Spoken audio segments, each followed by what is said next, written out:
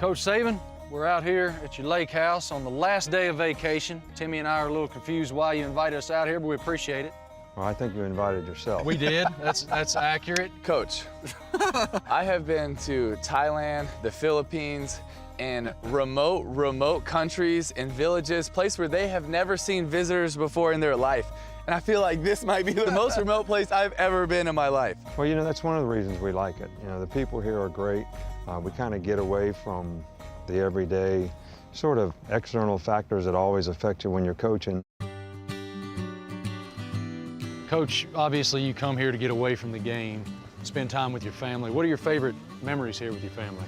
Well, I think it's the kids growing up. One thing about it is, you know, when you move around a lot, you're in the coaching profession, family memories are really important to your children.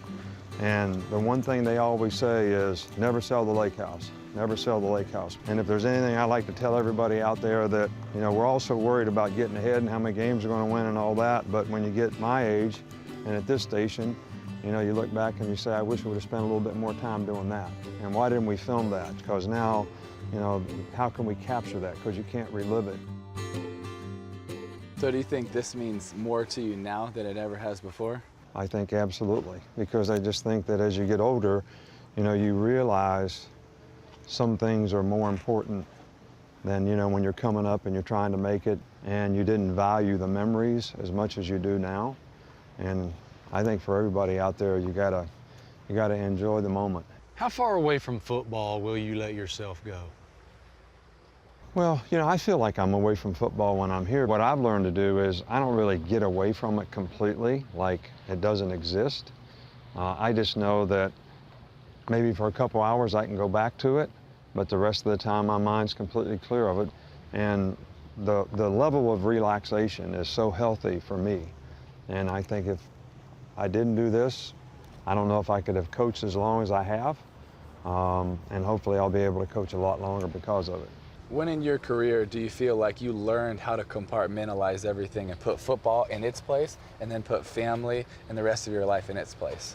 You know, the last couple of years I was at Michigan State, I sort of had a philosophical change in approach. You know, I was all about winning, and there was pressure on me. I felt like I had to win. I felt like I had to prove myself all the time. And sometimes I think I affected the team and made them feel that way.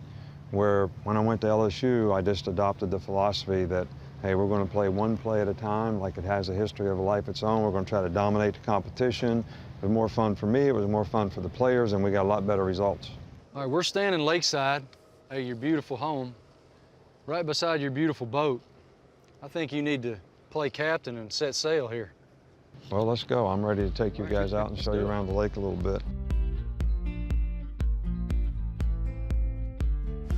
What is the greatest threat to excellence? Complacency, you know, being satisfied with where you are. You know, complacency creates a blatant disregard for doing what's right. You can't do what you feel like doing. You got to choose to do the things that are going to help you accomplish the goals that you have. And when you get complacent, you lose respect for winning. You've kind of had the mentality, so what, what's next? How do you balance that with also cherishing everything that you've been blessed to win, 4 out of 7 national championships?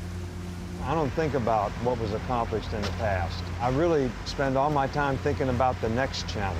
I noticed that last year when you invited us on the plane after you won the championship. Take a little 90-minute nap, wake up, laptop's open. You're watching the game from 5 hours ago. What within you developed that drive? When I was a kid growing up, you know, my dad was a perfectionist. He had high expectations for not just how we played football or baseball, or he had high expectations for how we treated other people, what kind of compassion we had for other people, how we helped other people. You know, when I washed a car and it had streaks in the side, I said, wash it again. So kind of grew up learning that if you didn't do it right, there were going to be consequences that you had to deal with. And it was much easier trying to do it the right way the first time. I love to see your appreciation for your dad and his influence. How important is it to you to be a compass for these young men that you bring into your program as a man, much less a football player? Look, my #1 goal for the players in our program is that they can be more successful in life because they were involved in the program. And when they commit, I tell them, I don't really want you to commit to Alabama. I want you to commit to all the things we're going to do to help you be successful. So we're on this stunning lake today. Tomorrow you go back to work. What are you expecting when you get back to Tuscaloosa and start digging in on camp? Well, you know, we have a high standard for what we want to do with our players.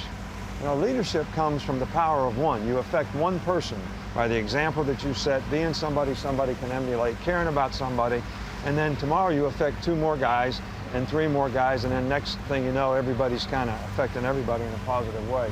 How much harder is it to get to the top of the mountain versus to stay at the top of the mountain? It's a whole different set of challenges in terms of getting people to continue to buy in to doing the things they need to do to accomplish the goal that they have and not be satisfied with the goal that they just accomplished. So you got to kind of recalibrate everybody's thinking.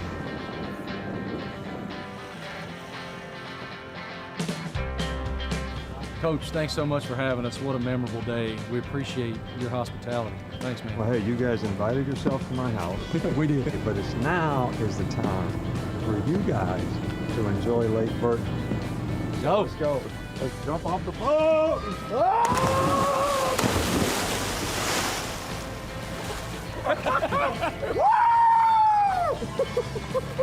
It feels so good here.